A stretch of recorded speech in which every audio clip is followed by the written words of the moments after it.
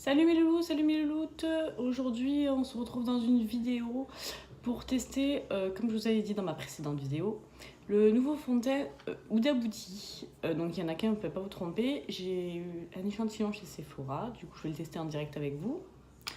En fait je l'ai vu sur mon esthéticienne et je l'ai trouvé top niveau couvrance, et du coup je vais le tester sur moi, sachant que j'ai une peau assez sèche, à tendance à faire des rougeurs ici, et une zone T mixte.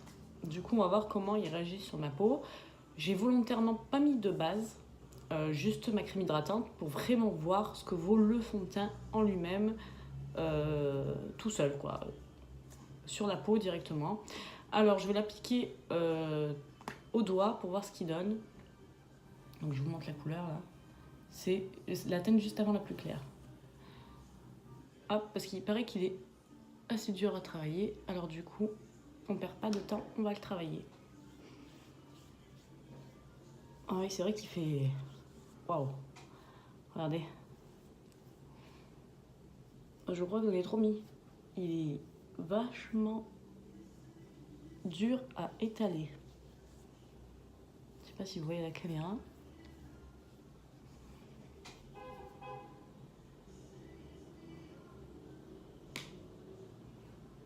Par contre, c'est vrai qu'il court bien. Je pense que c'est un coup de main à prendre.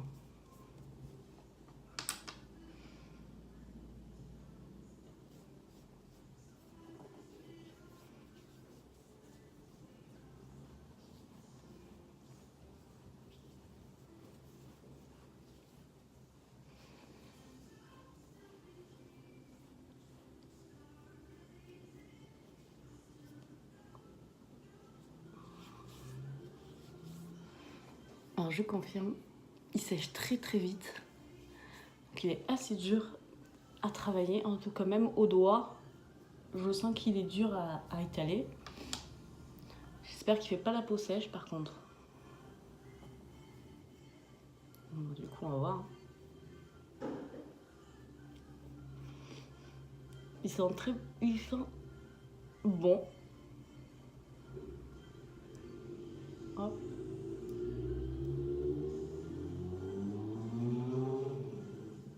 C'est très subtil l'odeur.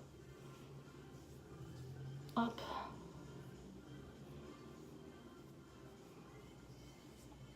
Je pense que c'est... Oh. Oh, c'est horrible.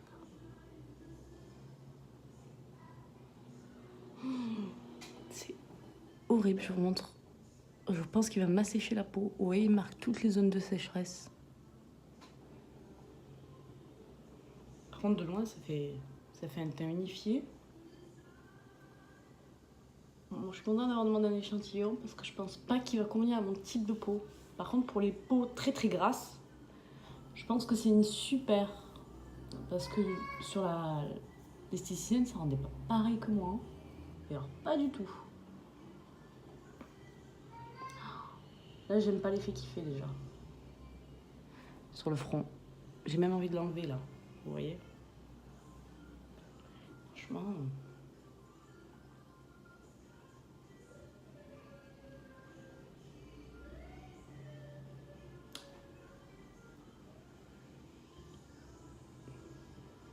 la sensation est bizarre.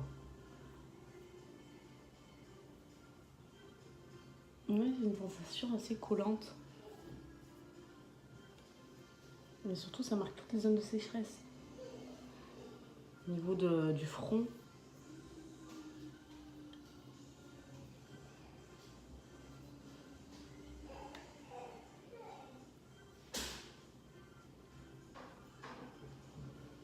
Et comme quoi, d'une personne à l'autre, ça rend pas pareil. Je vous montre. Mais oui, c'est tout, ça me marque tous les boutons, toutes les ridules. Ça m'assèche vraiment la peau, j'ai l'impression. Je vous jure, j'ai pas envie de le garder. Je trouve ça horrible. Ah non, je vais l'enlever. Hein. C'est pas possible. Ouais, ça me fait craquer toute la peau en haut.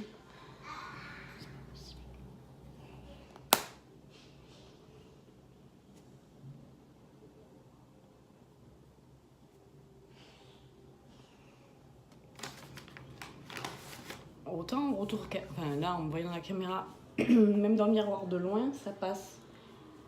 Mais j'ai l'impression d'avoir mis un masque. Je sais pas. Il est bizarre ce fond de teint en fait. Il est très dur à travailler. Et là, honnêtement, moi qui ai pas de gros problèmes de peau, là, vous voyez les petites peaux de sécheresse qu'on voit en haut sur le front, je trouve ça atroce quoi.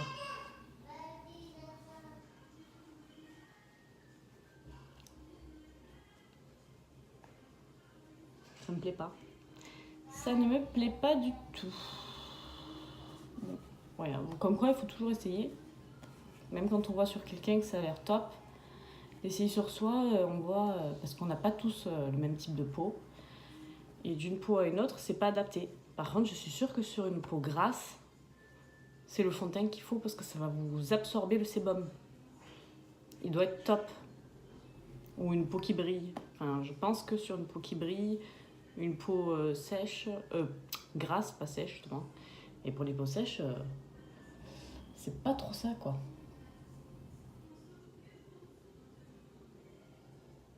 Je sais pas, on voit trop que j'ai mis du fond de teint en plus.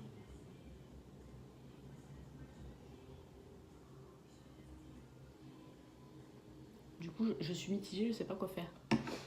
Je sais pas si je l'enlève ou si je le garde pour vous montrer un peu plus tard ce que ça donne, s'il migre pas.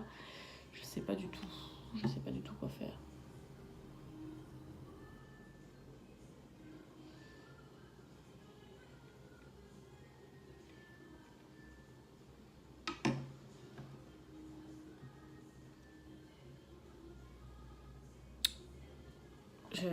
Je pense que je vais l'enlever. C'est dommage, hein. Bon, je vais le poudrer peut-être. Peut-être qu'en le poudrant, ça rendra un effet mieux. Bon, je le poudre et je reviens. Je vous montre le résultat.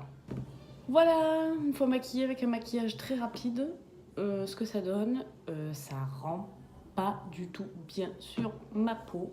C'est une catastrophe. Il accroche mal le blush et l'highlighter. J'ai du mal à le travailler. Je déconseille fortement ce fond de teint aux personnes qui ont les peaux sèches et des rougeurs comme moi. Par contre, je pense que pour les personnes qui ont la peau très grasse, ça peut être très bien justement parce qu'il doit asperger tout l'excès de sébum. Donc à tester les filles, ceux qui ont la peau grasse, testez-le avant de l'acheter. Et par contre, ceux qui ont du mal à se maquiller, il est très dur à travailler. Donc aussi pour ces personnes-là, je le déconseille. Voilà mes loulous et mes louloutes, moi je vais l'enlever parce que je supporte pas la sensation que j'ai sur le visage. Ça me tiraille et j'aime pas du tout. Donc je vais l'enlever. Je pourrais pas vous dire dans la journée comment il a migré parce que je ne le garde pas, que je trouve que c'est une catastrophe. Et je vais me remaquiller avec mon Too Faced qui est très très bien et que je vous conseille pour ceux qui ont les peaux sèches avec des rougeurs comme moi, celui-ci. Il a une couvrance moyenne, le Pitch Perfect de Too Faced, mais il est très agréable à porter, il tient vraiment toute la journée et il fait une belle peau. Il me fait pas cette catastrophe de plâtre et il me montre pas toutes mes zones de sécheresse comme là le Huda Beauty. Donc Huda Beauty à proscrire pour moi et pour toutes celles qui ont la peau sèche, attention.